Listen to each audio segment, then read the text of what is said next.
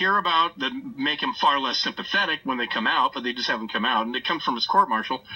But what he did was in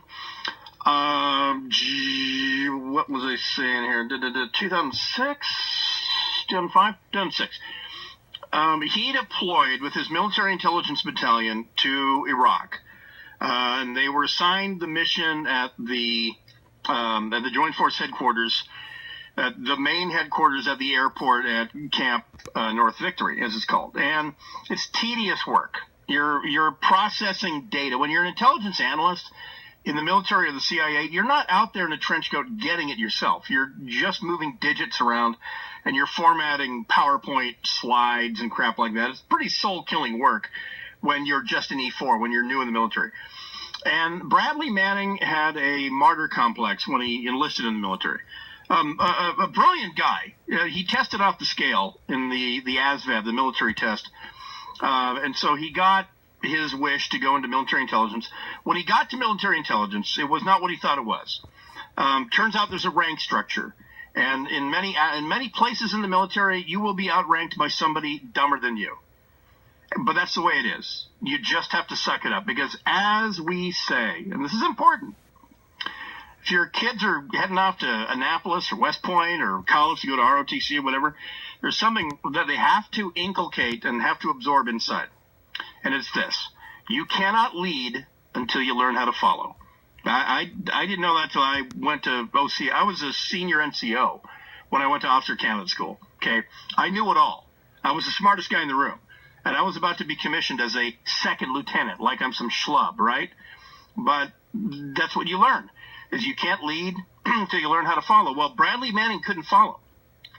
And he had a specific problem with his female black NCOs. He did not like taking orders from intelligent, powerful black women. Career Army NCOs, E7s, E8s, Master Sergeants, people dedicated to being in that uniform. And this guy comes in, and he has many things he can do in life, but he chooses to go in the military, and he wanted everyone to treat him like they should be lucky to have him. And this came out early.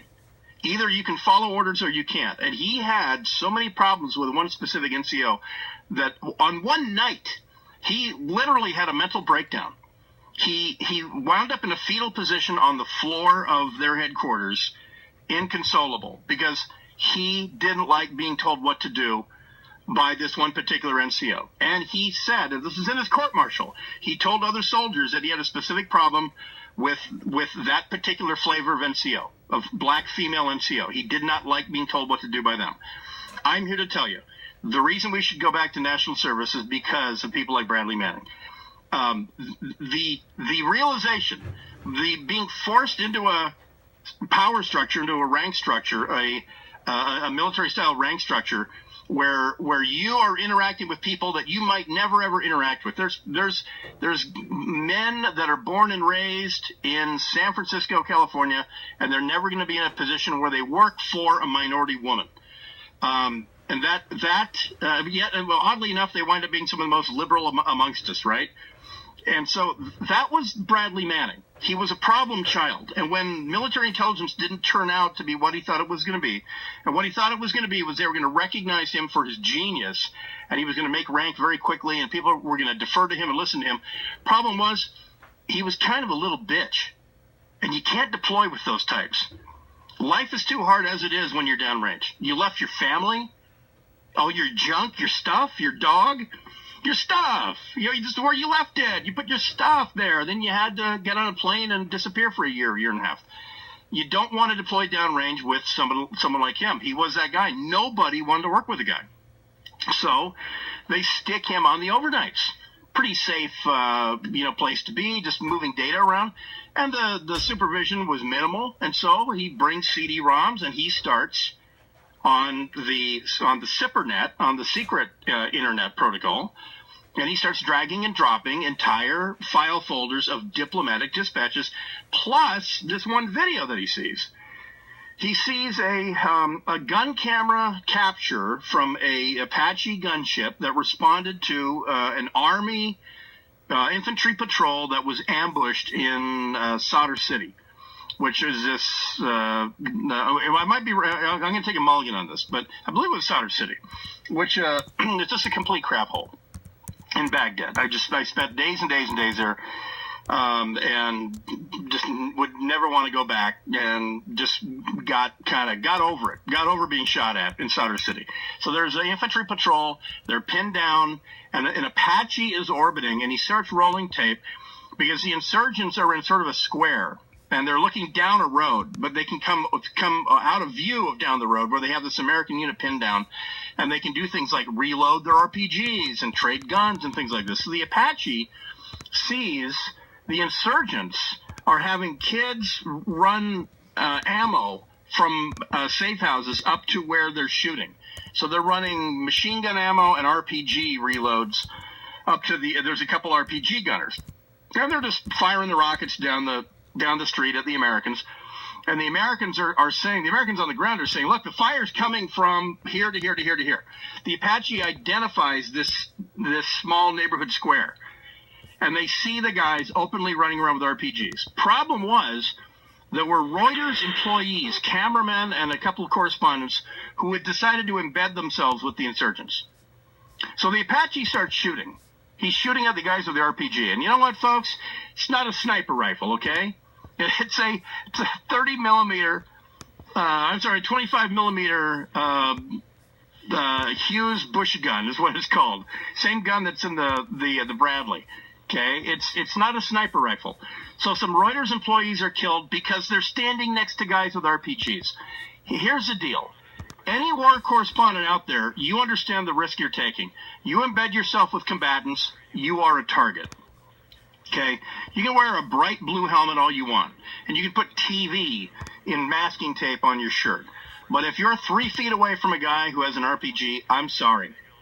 You're going to get lit up because it is legal in the law of war to shoot back. If you're being shot at, you can shoot back.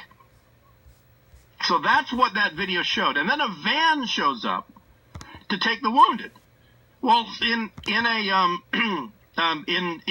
that context, in a firefight, if a van shows up and it's not marked with a red crescent or a red cross, then sorry, it's not an ambulance. I mean, letter of the law. You're talking to the wrong guy on this. I was a medic in the first Gulf War. I read this law to the former combatants in the Balkans. In Iraq, I was the guy pretty much in charge in firefights of targeting. I was a fire support officer. Okay, I would go to jail if I was wrong on this. And if a guy pulled up in a van that didn't have a Red Cross or Red Crescent and he was loading either wounded insurgents or he was offloading ammo, that's a target. Well, so the Apache gets cleared to light up this van. Well, the guy driving the van decided to bring his 6-year-old daughter to the firefight that day. Okay, the Apache pilot doesn't know that. War crime, hardly. But WikiLeaks released that as collateral murder. Okay, that's not murder, that's war. That's incompetent people bringing their kids to a firefight and idiot Reuters correspondents standing next to the guy with the RPG who's made the bad decision to shoot at U.S. Army infantry that day. And that was a extraordinary disservice that Bradley Manning did by releasing that. Yes, it was harmful, because that's what war looks like, but it needs that context. More on this right after this. It's America Now.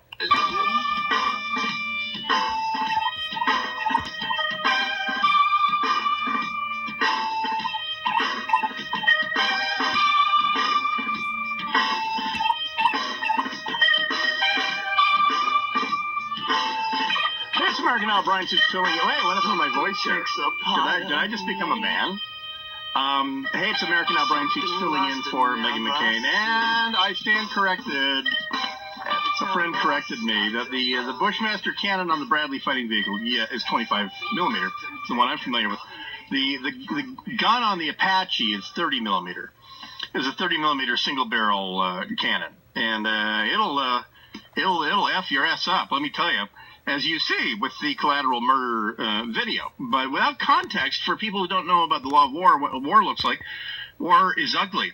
But it is customary in war to kill as many of the enemy as possible.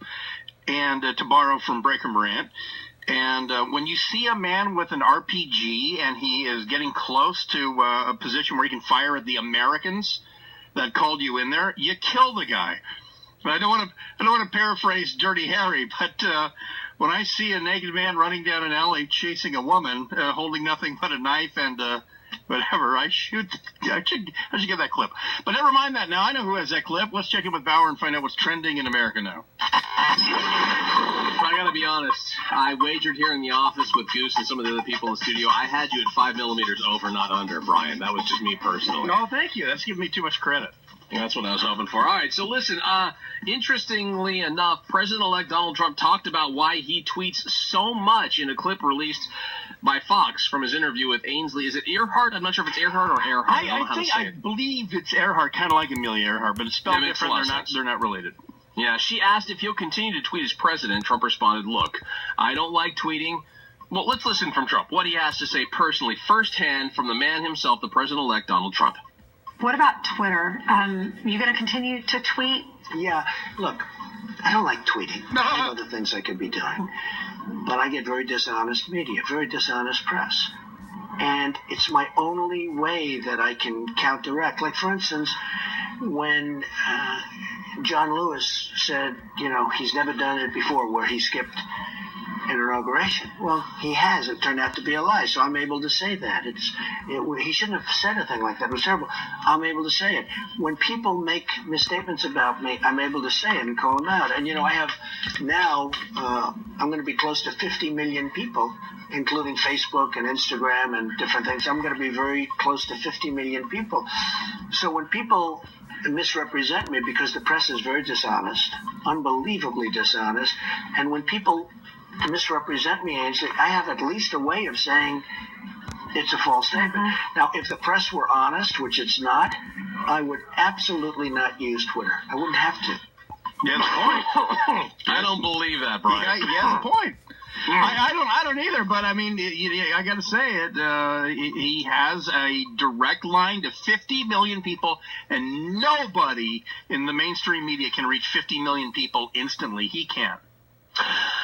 Do you think it's his only way? That's, again, the comment from Donald Trump. It was his only way. Well, I see this new job that he's going to have on Friday, and I have... If only there were other things. Yeah, my spidey sense tells me that he might have a way to have access to the media if he plays his cards right. If only there was another way. I agree with that. Oh, by the way, I just got tweeted at American Now Radio that it is Jonathan Davis from Korn's birthday today. Happy birthday, Jonathan Davis from Korn. We played Korn a little bit ago here. The dollar only saw them once at the Delta Center in Salt Lake City. Is that right? They're